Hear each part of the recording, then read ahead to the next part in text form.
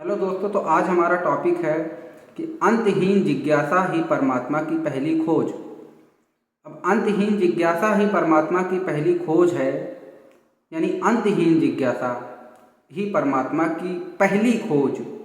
तो अब हम लोग इसको ऐसे समझते हैं कि जब हम लोग बहुत छोटे थे तो हम लोग को खिलौना अगर मिलता था, जब भी हमको कोई खिलौना देता था तो उस खिलौने को हम नहीं छोड़ते थे।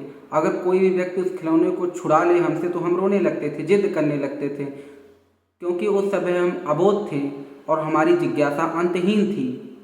हमें अंतहीन जिज्ञासा थी उस खिलौने के प्रति कि हम उसमें से कहीं कुछ ऐसा निकाल पाएँ जिसके कारण जो है कि वो आनंद को प्राप्त किया जा सके। अब छोटे बच्चे हैं, उनके स्वभाव को देखिए, वो दिन भर लड़ते झगड़ते हैं और शाम को एक हो जाते हैं। उनके मन के अंदर कोई भी ऐसी मैल नहीं रहती है और वो हमेशा प्रसन्न रहते हैं। उनको किसी चीज़ों से विशेष फर्क नहीं पड़ता है। वो आपकी तरह तर्कशील और विचारशील नहीं बने रहते, वो आपसे ज़्यादा आनंदित रहते हैं। उसके पीछे कारण एक ही है कि जो उनकी जिज्ञासा है वो जिज्ञासा अंतहीन जिज्ञासा है।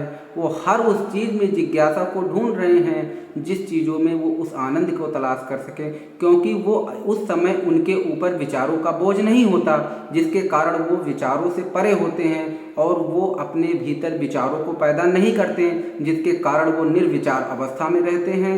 इसीलिए वो आनंदित रहते हैं, इसीलिए वो प्रफुल्लित रहते हैं, इसलिए वो खेलते हैं। इसलिए आप खेल नहीं पाते क्योंकि आपके पास एक विचारों का बड़ा समूह है, जो विचार एक साथ आते हैं और आप उन्हें अलग नहीं कर पाते, जिसके कारण आप उनमें फंस जाते हैं और उन चीज़ों को आप ढूंढने लगते हैं कि आप उसमें सही क्या है, गलत क्या है, क्या विचार अच्छा है, क्या विचार बुरा है।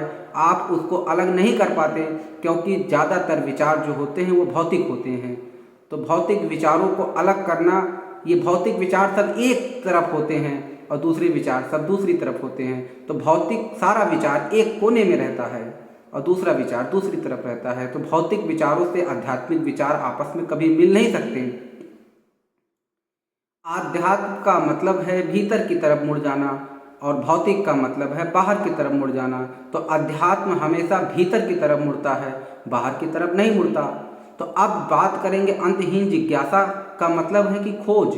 जो खोजता रहेगा, जिसके अंदर जिज्ञासा अनंत होगी, वो कहीं ना कहीं एक दिन खोज लेगा, उन चीज़ों को खोज लेगा, उन चीज़ों के विषय में जान लेगा। जो चीज़ें जानने योग्य हैं, जो न जानने योग्य हैं उसे भूल जाएगा।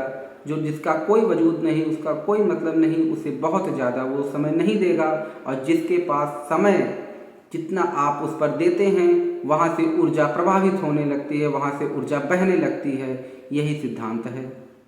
तो अब हम लोग क्या करते हैं कि हम लोग अपनी अंतहीन जिज्ञासा को खत्म कर देते हैं, जिसके कारण हमारी जिज्ञासा समाप्त हो जाती है और हम उस खोज को नहीं कर पाते जिस खोज के करने के लिए यहाँ आए हुए हैं। और जिस खोज को करना सबसे बड़ी खोज कही गई है वो है प्रसन्नता की खोज, आनंद की खोज। तो आनंद की खोज का मतलब है कि कहीं ना कहीं कुछ ऐसी चीज़ें हैं जो बाहर की तरफ नहीं हैं, कहीं ना कहीं भीतर की तरफ वो चीज़ें हैं जिसकी तरफ सारे वेद लिखे गए हैं, जिसके कारण कई तरीके के आध्यात्मिक मनोवैज्ञानिक विचार प्रस्तुत किए गए हैं, जिसमें कई तरीके के बड़े से बड़े फिलोसफर, बड़े से बड़े दार्शनिक, बड़े से बड़े सिद्धांतवादी लोगों ने काम किया इसके अंदर और उन्होंने विचारों की एक नई श्रृंखला का सृजन किया है। तो कहीं ना कहीं आपको ये चीज़ें लग रही होंगी कि क्या कोई चीज़ ऐसी है जो जानने योग्य है। तो बिल्कुल जानने योग्य तो खुद ही हैं हम खुद ही जानने योग्य हैं। कौन जानता है कि शरीर के भीतर कौन कौन सा फंक्शन काम कर रहा है, कौन जानता है शरीर के भीतर कौन कौन सी गतिविधियां कब कब चल रही हैं। तो हम उसको नहीं जानते हैं और हम उसको कभी जानने का प्रयास भी नहीं करते हैं, क्योंकि वो सूक्ष्म अवस्था में उपस्थित है हमारे भीतर और हम लोग हमेशा सूक्ष्म के तरफ नहीं जा पाते, क्योंकि सूक्ष्म के तरफ जाने पर आपके कंपन के शरीर के कंपन को सूक्ष्म करना होगा और सूक्ष्म कंपन तभी पैदा किया जा सकता है जब विचारों को निर्विचार किया जाए, जब विचारों को अलग कर लिया जाए। तो यही कारण है कि ज़्यादातर लोग वहाँ पर नहीं पहुँच पाते और यही कारण है कि हम लोग अपने विचारों की श्रृंखला को जो है भौतिकवादी विचारों को अपने अंदर रखते हैं और भौतिकवादी विचारों में ही हम लोग उसको अलग करना चाहते हैं, जो कि भौतिकवादी विचार का एक ही सिरा है, दूसरा सिरा नहीं हैं। भौतिक सारे विचार एक तरफ ही होंगे, दूसरी तरफ नहीं जाएंगे भौतिक विचार। भौतिक की सारी घटनाएं सब एक ही विचार पर रखी जाएगी और उसी में से उसको अलग किया जा सकता है।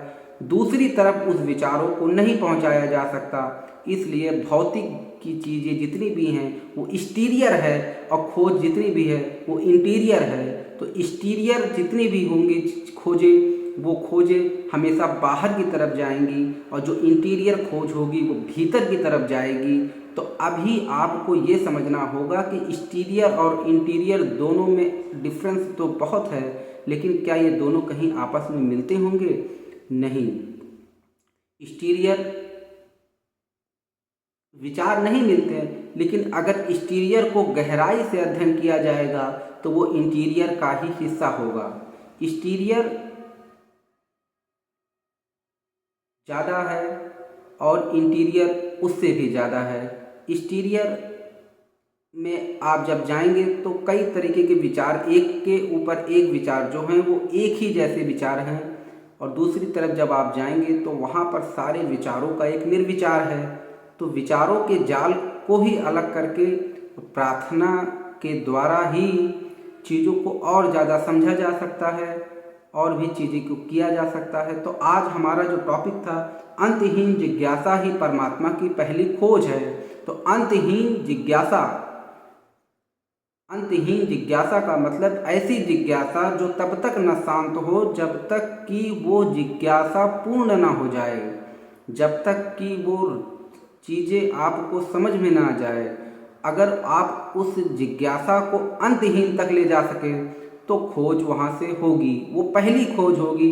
अंतिम कभी नहीं हो सकता, केवल शुरुआत हो सकती है, अंत किसी को पता नहीं। शुरुआत का पता है, अंत का पता नहीं है। बहुत बहुत धन्यवाद। डिवाइन मेलोडी 369 की तरफ से चैनल को सब्सक्राइब करिए आप लोग, और हम लोग और भी तरीके के विचारों को समझेंगे कि किस तरीके से और कौन कौन से विचार हमारे भौतिकवादी विचार होते हैं जो कि एक जैसे होते हैं और उसे हम लोग अलग नहीं कर पाते हैं।